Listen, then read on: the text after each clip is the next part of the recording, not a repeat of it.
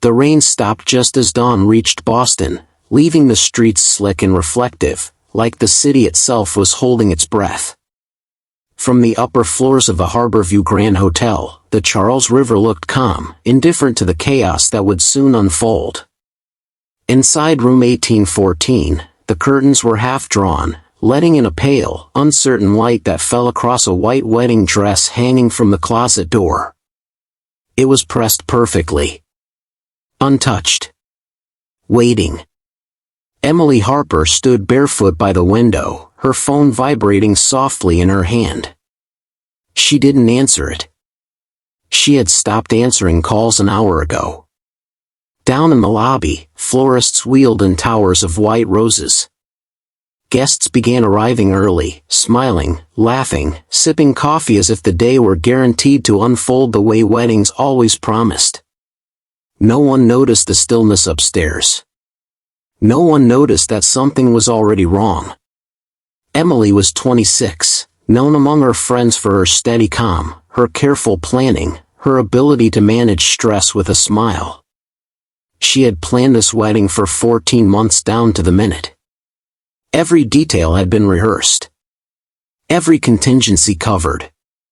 Yet that morning, as she stared out at the river, she felt none of the excitement she had imagined. Instead, there was a tightness in her chest she couldn't explain, a warning she had ignored for too long. The knock on the door came at 7:12 a.m.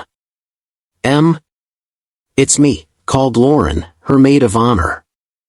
"Hair and makeup are ready when you are." Emily didn't respond. Lauren laughed lightly, assuming nerves. I know. Big day jitters. I'll give you 10 minutes. The footsteps retreated down the hall. The silence returned, heavier this time. Emily crossed the room slowly, her movements deliberate, as if she were afraid of making noise. On the desk near the bed sat a small envelope she had placed there just after midnight. Inside was a folded piece of paper, edges creased from being opened and closed too many times. She hadn't meant to read it again. But she did. The words hadn't changed. They still burned. At 7:29 a.m., Emily finally sat on the edge of the bed and slipped the phone into the pocket of her robe. She glanced at the dress once more, her expression unreadable. Then she took a deep breath, squared her shoulders, and reached for the door handle. In the hallway, a hotel security camera blinked quietly. The footage would later show Emily stepping out alone. Her hair was still undone, her face bare, her robe cinched tightly at the waist. She paused just outside the door, looking left, then right, as if checking for someone, or making sure no one was there. She hesitated for a moment longer than seemed natural, then walked toward the elevators. At 7:31 a.m., she entered elevator B. She didn't press the lobby button. Inside the room, the phone she left behind buzzed again. And again. Calls from her mother. A text from the groom, short, cheerful, oblivious. "Can't wait to see you." By 8 a.m., the bridal suite next door was buzzing with activity.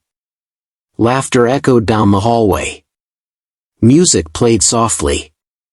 Lauren checked her watch and frowned. Emily was late. She knocked again, louder this time. No answer. "Okay, this isn't funny," she muttered, trying the handle. Locked.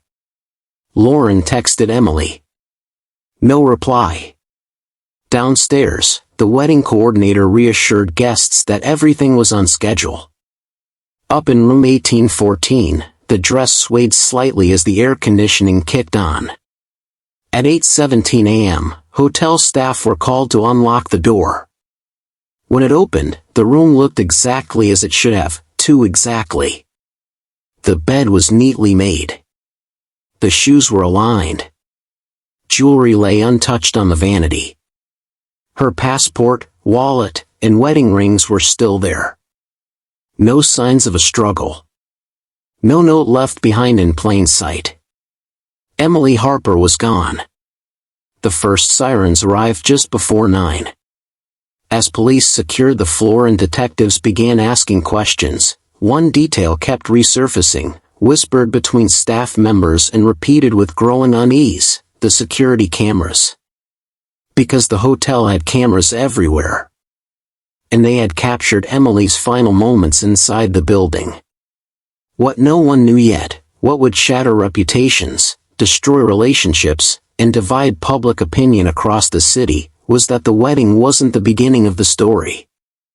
It was the moment everything finally broke. The hallway outside room 1814 smelled faintly of roses and cleaning solution, an unsettling blend of celebration and routine. 2 uniformed officers stood near the door, their radios crackling softly as guests were discreetly ushered away from the floor. Word hadn't spread yet, but tension moved faster than gossip. You could feel it in the air, tight, electric, unmistakable.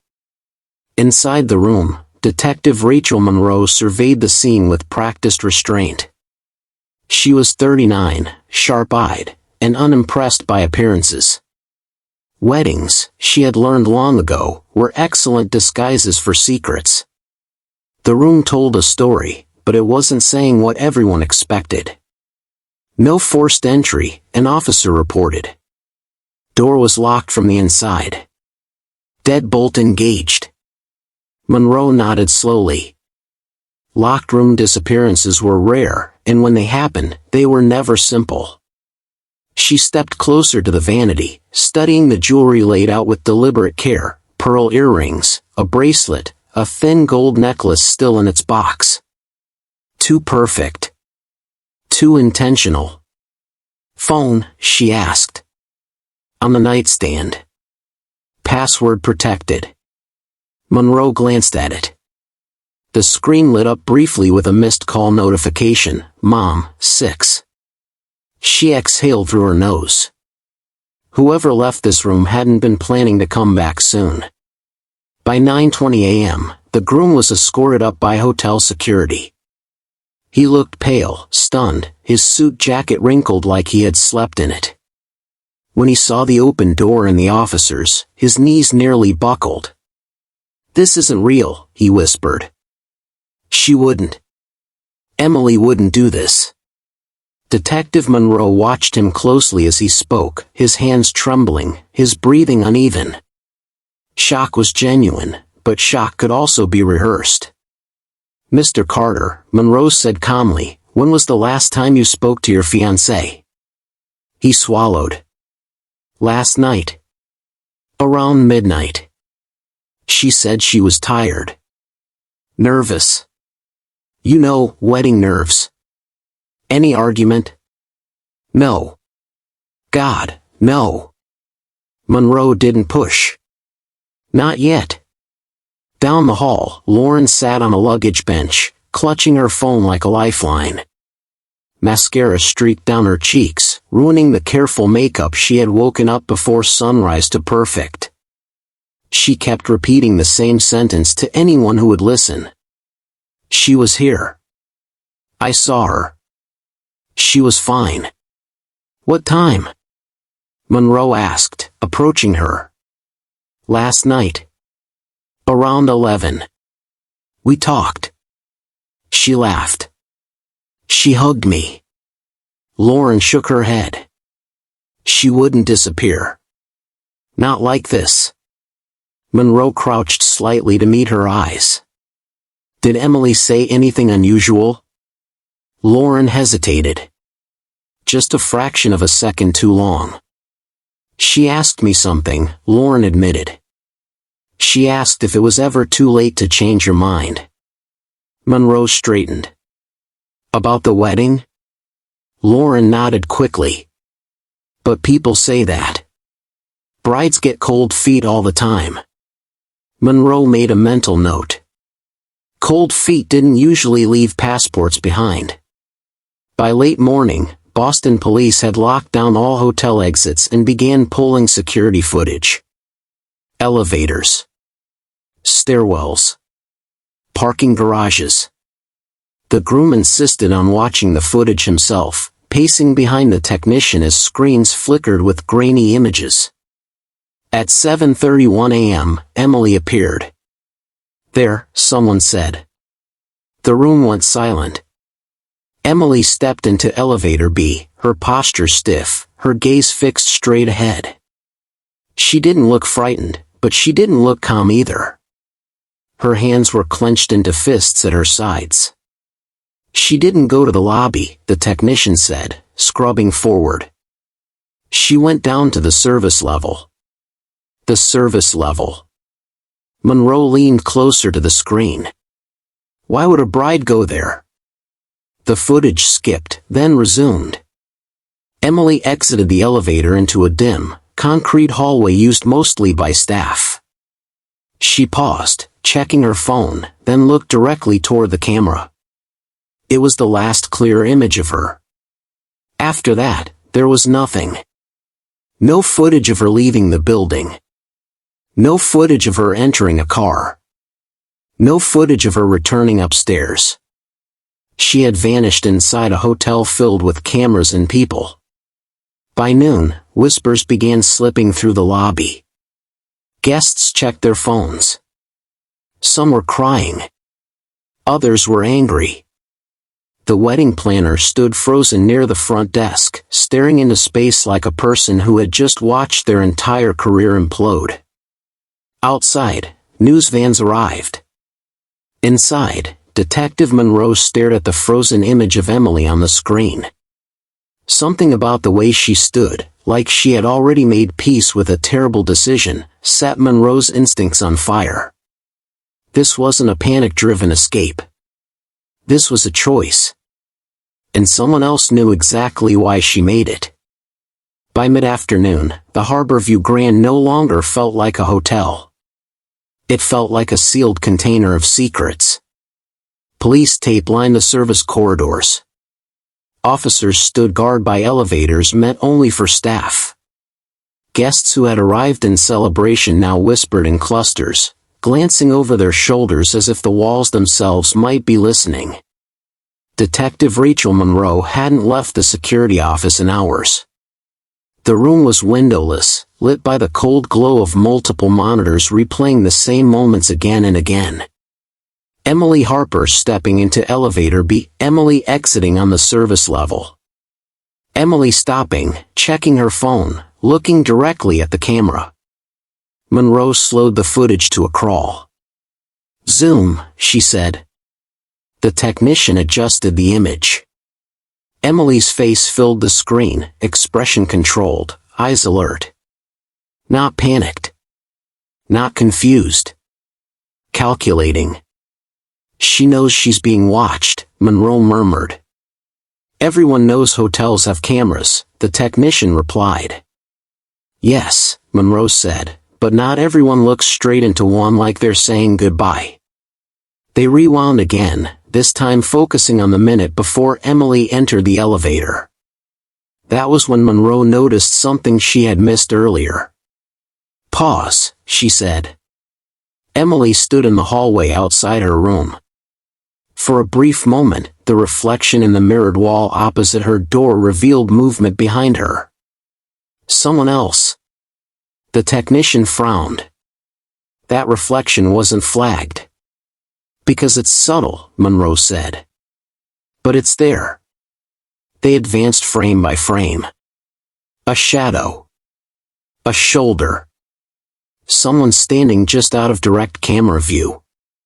Emily didn't turn around, but her posture changed. Her shoulders stiffened. Her jaw tightened. She wasn't alone, Monroe said quietly.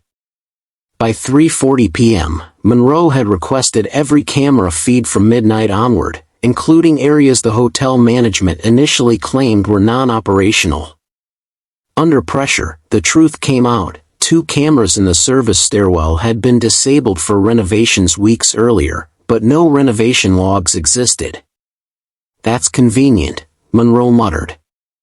The groom, still waiting in a conference room guarded by officers, had stopped answering questions. He stared at his hands, repeating the same phrase whenever someone spoke to him.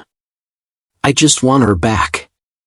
Lauren, meanwhile, had been interviewed twice, and both times her answers changed slightly. Time shifted. Phrases softened. Details blurred.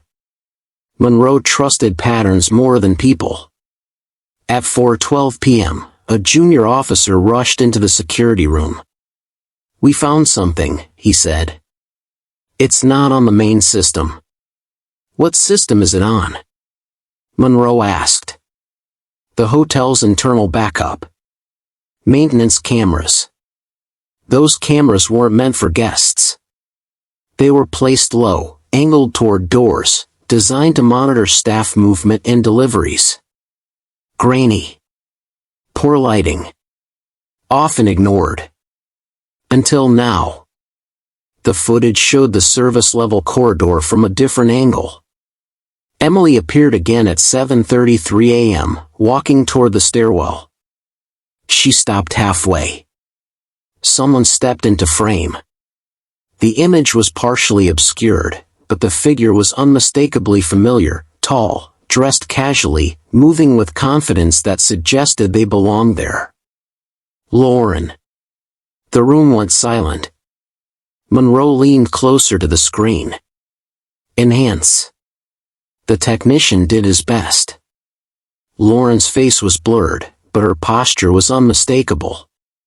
She reached out, grabbed Emily's arm. Not violently, but urgently. The two spoke. No audio, but the exchange was intense. Emily shook her head once.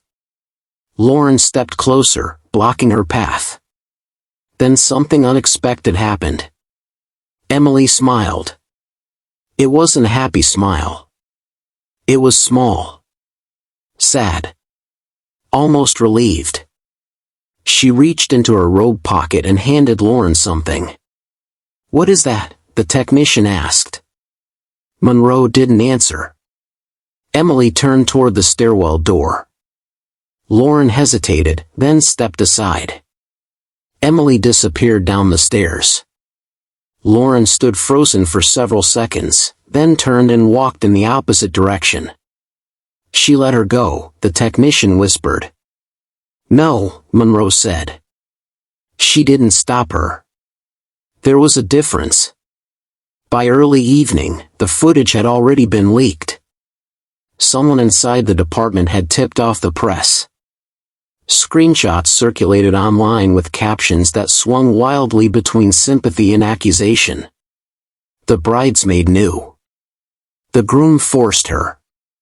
She staged it. She ran. Public opinion fractured instantly. Lauren was brought back in for questioning. When Monroe showed her the footage, Lauren broke. She was going to ruin everything, Lauren sobbed.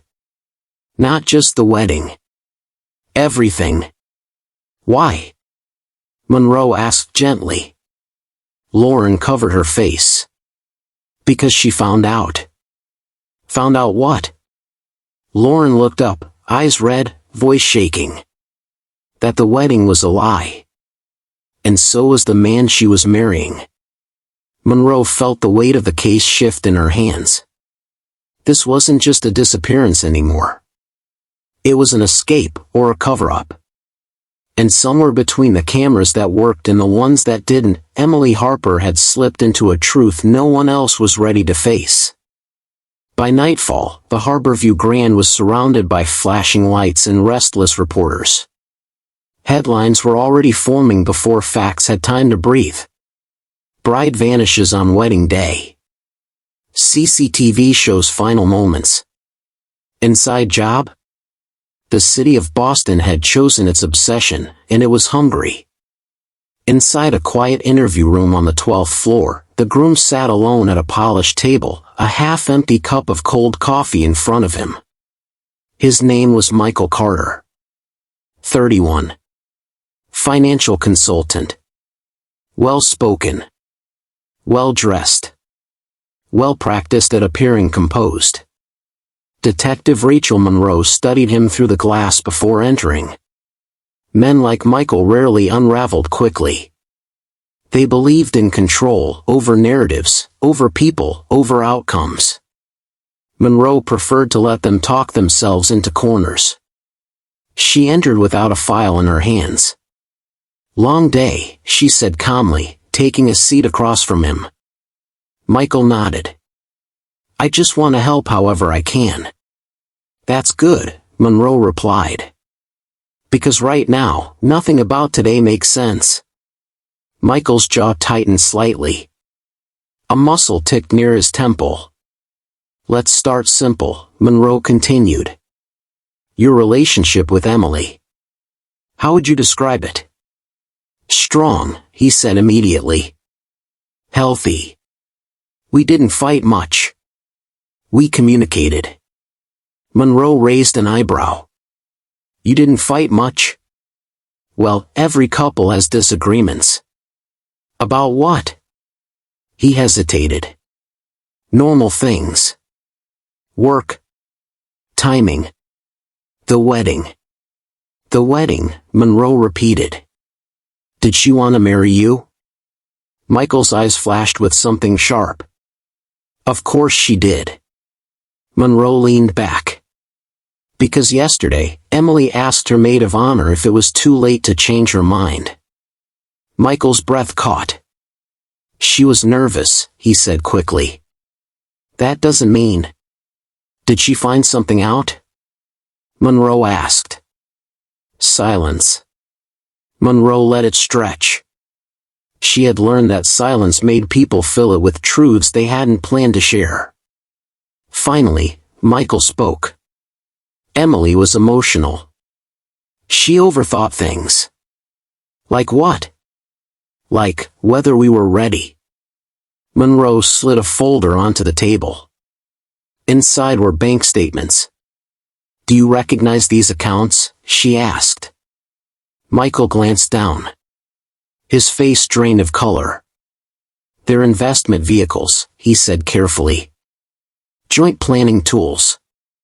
"Emily's name isn't on them," Monroe replied.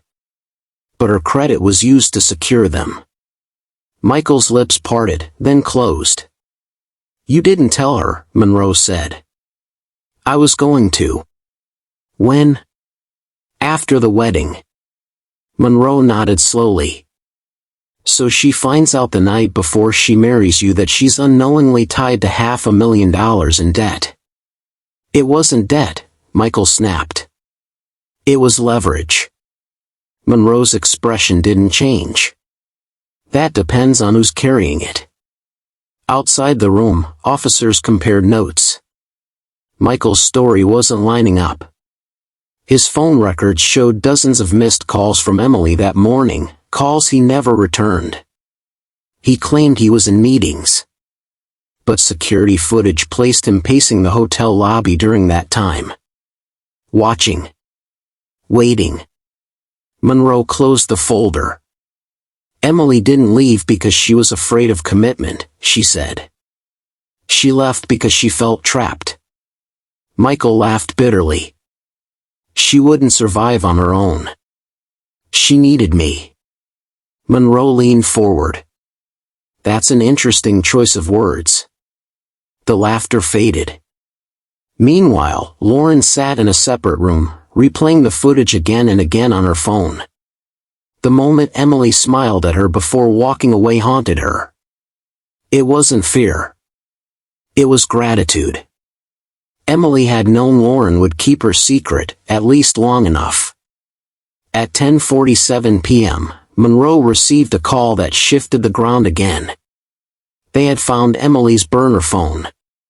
It was discovered in a trash bin 2 blocks from the hotel. Clean. Wiped. But the SIM card was still inside. One message remained in the drafts folder, never sent.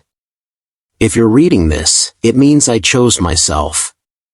Monroe stared at the screen. Back in the interview room, Michael sensed the change. "You found something," he said.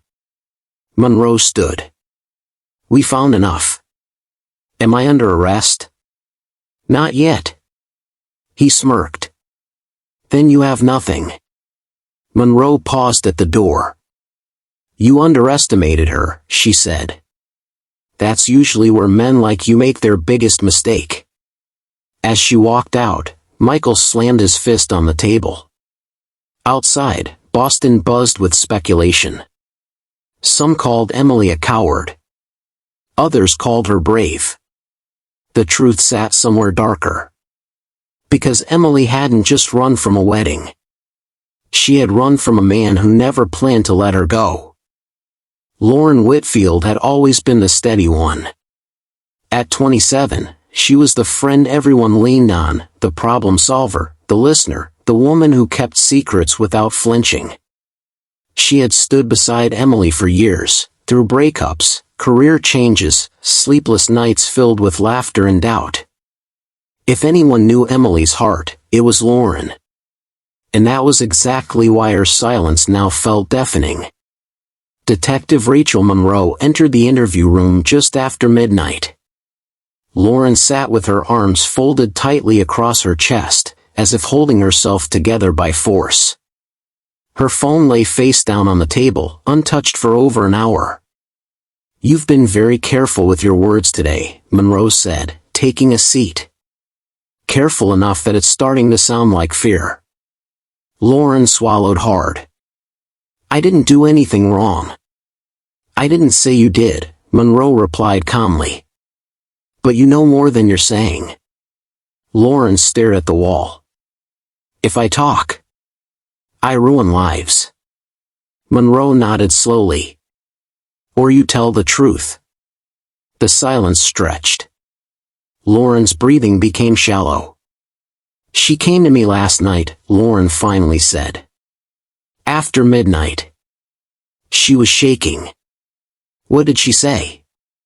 That she had made a mistake. Not about the wedding, the mistake was trusting him. Monroe leaned forward. Trusting him with what? With everything, Lauren whispered. Her credit. Her name. Her future. Lauren picked up her phone with trembling hands. She showed me messages. Emails. Things he thought she'd never read. What kind of things? Lauren unlocked her phone and slid it across the table.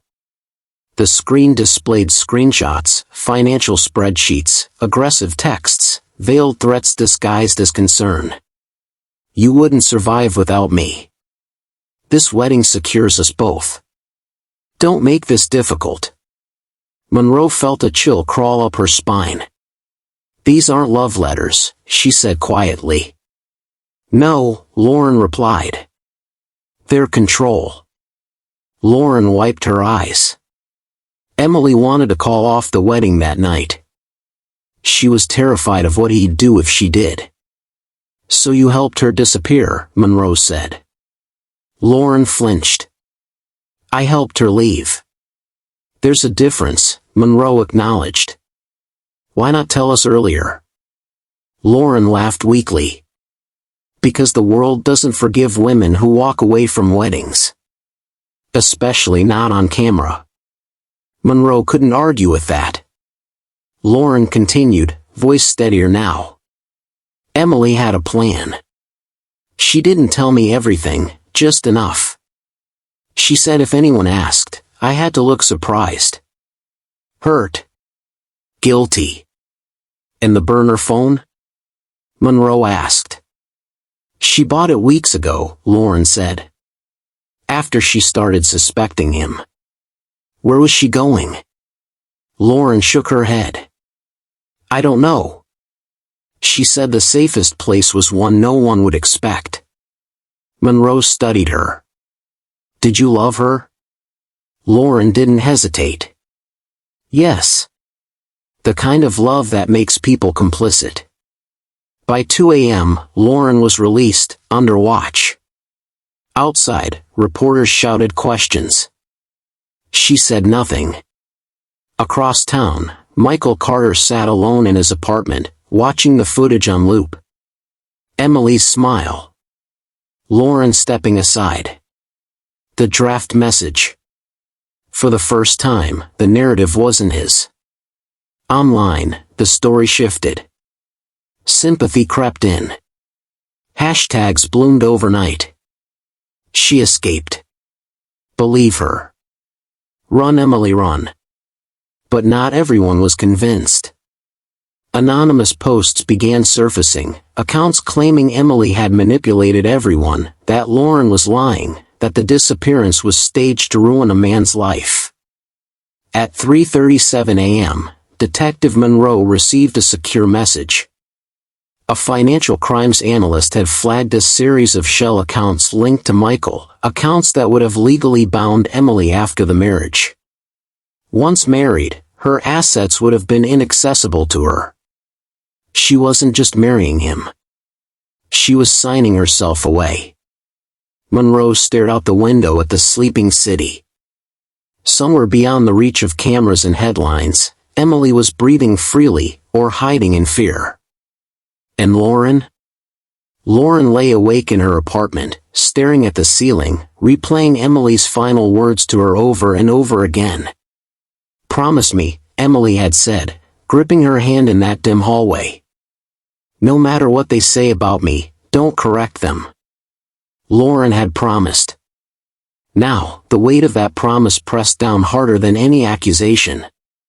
Because silence, she was learning, could be just as dangerous as a lie. By the third day, the story had escaped the borders of Boston. National networks replayed the same CCTV stills in endless loops, Emily in her robe, her face calm, her eyes defiant. Panels of commentators debated her morality as if it were public property. Was she a victim? A runaway? A mastermind? Detective Rachel Monroe no longer listened. She was standing in the financial crimes unit, staring at a web of connections that made her stomach tighten. Shell accounts. Offshore transfers. Trusts disguised as wedding gifts. Michael Carter hadn't just planned a marriage, he had engineered a financial capture. Once the marriage certificate was filed, the analyst explained, her assets would have been legally frozen into joint control within 48 hours. Monroe exhaled sharply. And she didn't know until the night before. Correct. What stunned Monroe wasn't the complexity of the scheme, it was the patience. Michael had been laying this groundwork for over a year. Dinners. Smiles. Proposals. All while quietly rearranging Emily's life into a cage she wouldn't see until the door slammed shut. But that wasn't the scandal yet. The scandal surfaced when Monroe cross-referenced Emily's email metadata with a name that didn't belong in the case at all. Alicia Moreno. 28. Investigative paralegal. Recently resigned from a mid-sized law firm specializing in corporate fraud. Monroe frowned. Alicia's name appeared in multiple encrypted email threads Emily had exchanged over the past 2 months. Who is she? Monroe asked. The analyst shrugged. No direct link to Michael. But she accessed legal databases from Emily's IP address. Monroe felt the pieces begin to shift. Emily hadn't just discovered the trap. She had researched it. At noon, Monroe visited Emily's parents. The house was quiet, heavy with grief and embarrassment. Wedding gifts still lined the hallway, unopened. Her mother clutched a mug she hadn't touched. She didn't tell us anything was wrong. Sometimes silence is survival, Monroe said gently. Emily's father cleared his throat. She did ask me something strange a few weeks ago. Monroe leaned in. What did she ask? If someone stole from you, but the law didn't see it that way, would it still be a crime? That question echoed now. Back at headquarters, Monroe reviewed Alicia Moreno's resignation letter. 2 sentences stood out. I can no longer participate in systems designed to protect abusers with paperwork. Monroe requested an immediate location trace. Alicia was in Portland, Maine. So was Emily's passport. The scandal erupted that evening when leaked documents hit the internet. Someone, anonymous, posted evidence of Michael's financial scheme alongside screenshots of his messages to Emily. The captions were ruthless. "This wasn't a groom. This was a predator with a tux." Michael's firm released a statement distancing themselves within hours. Michael went silent. At 9:18 p.m., Monroe received a call from Portland PD. A woman matching Emily's description had been spotted entering a legal aid office that afternoon, wearing a baseball cap, glasses, and a calm expression that suggested relief, not fear. Monroe closed her eyes briefly. Emily wasn't hiding. She was preparing. That night, Lauren watched the news coverage from her couch, wrapped in a blanket she didn't remember grabbing. When Alicia Marino's name appeared on screen, Lauren sucked in a sharp breath. That was it, she whispered to herself. That was the backup. Emily had always had backups. By midnight, public opinion shifted again. Comment sections flooded with debate. Some hailed Emily as brilliant. Others accused her of manipulation, of staging a spectacle, of destroying a man without giving him a chance to explain. Michael, finally, broke his silence with a statement through his attorney.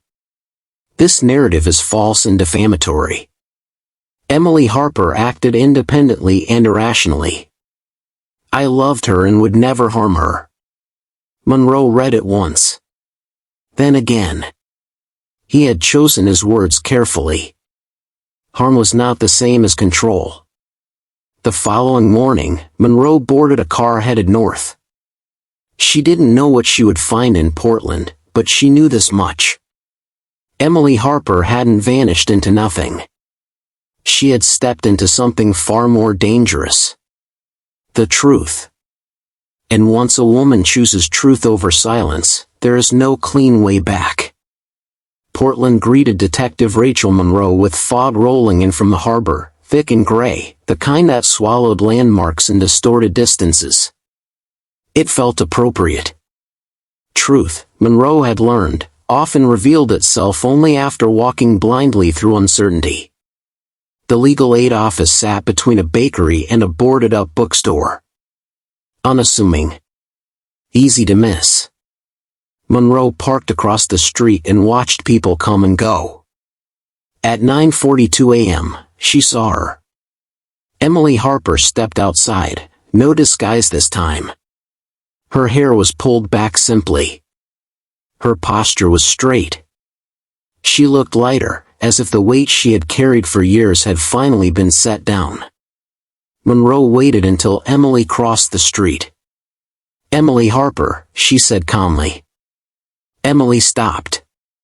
She turned slowly, studying Monroe's face with remarkable composure. No panic. No flight. I was hoping it would be you, Emily said. They sat inside a small conference room, sunlight filtering through frosted glass. No handcuffs. No raised voices. Just two women on opposite sides of a truth that had waited too long. I didn't disappear, Emily said quietly. I stepped out of a trap. Monroe nodded. We figured that part out. Emily gave a faint smile. People always do. Just later than they should.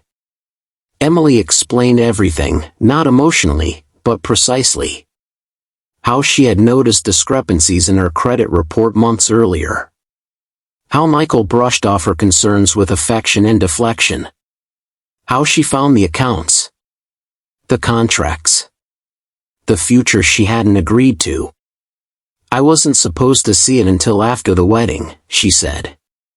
By then, it would have been legal. Monroe leaned back. So you planned an exit? Yes, Emily replied. But not just for me.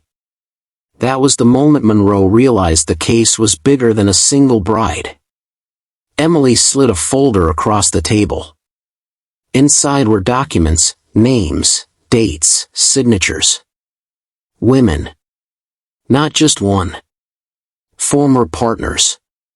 Former fiancés. Some who had lost businesses. Some who had vanished from professional circles altogether. "He's done this before," Emily said. "I just caught him early." Monroe's breath slowed. "You gathered evidence." "I had help," Emily said. "Alicia.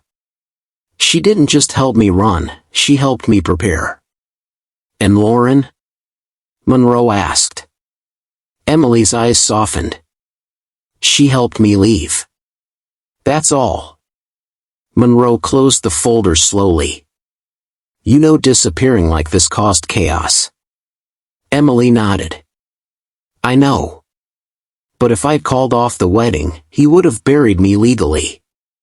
If I'd gone to the police without proof, he'd have twisted it." "In this?" Monroe asked. "National attention. Scandal." Emily met her gaze. "This made it impossible to silence me." Monroe felt the shift then, the realization that Emily hadn't been reacting. She had been executing. Back in Boston, Michael Carter watched the news unfold with growing fury. His lawyer advised him to stay quiet. He didn't. In a desperate move, Michael held a press conference. He spoke of betrayal. Of mental instability. Of being publicly humiliated by a woman who ran from responsibility. Then the documents were released. Every name. Every account. Every manipulated contract. By evening, federal investigators had joined the case. The twist no one predicted wasn't that Emily had escaped. It was that she had returned, with evidence strong enough to collapse a carefully constructed empire of control. Public opinion exploded. Some praised her as a hero. Others accused her of orchestrating a media stunt. Michael was arrested 2 days later on multiple counts of fraud and coercive control. As officers led him away, he looked straight into the cameras and said only one thing. "She planned this." And for once, he was telling the truth. In Portland, Emily stood by the water, watching the fog lift. Lauren called her phone. "Are you okay?" Lauren asked. Emily smiled. "I am now." She hadn't vanished. She had rewritten the ending. And the world was only just beginning to argue about whether she had the right to do so. The courthouse steps in Boston were crowded before sunrise. Cameras lined the barricades, microphones clustered like metal flowers waiting to bloom. By the time Emily Harper arrived, escorted quietly through a side entrance, the story had already been written 100 different ways. Runaway bride. Mastermind. Victim. Villain. None of them were complete. Inside the courtroom, the air was heavy with anticipation. Michael Carter sat at the defense table, jaw set, suit impeccable, eyes hollowed by sleepless nights. Across the aisle, federal prosecutors stacked binders thick with evidence, transactions, emails, testimonies from women who had stayed silent for years. Emily took her seat without looking at him. Detective Rachel Monroe stood near the back, observing, not as an investigator now, but as a witness to something rare, a narrative that refused to stay simple. The prosecution didn't open with emotion. They opened with math. Numbers traced the outline of a crime that hid behind romance. Assets quietly transferred. Debt strategically disguised. Futures rearranged without consent. Each document stripped another layer from the image Michael had carefully curated. When Emily was called to the stand, the courtroom held its breath. She spoke clearly. Calmly. Not as someone seeking sympathy, but as someone reclaiming ownership of her own story. "I didn't leave to humiliate anyone," she said. I left because I was being erased." Her voice didn't shake. She described the moment she realized the wedding was the final step in a legal trap. The fear of confrontation.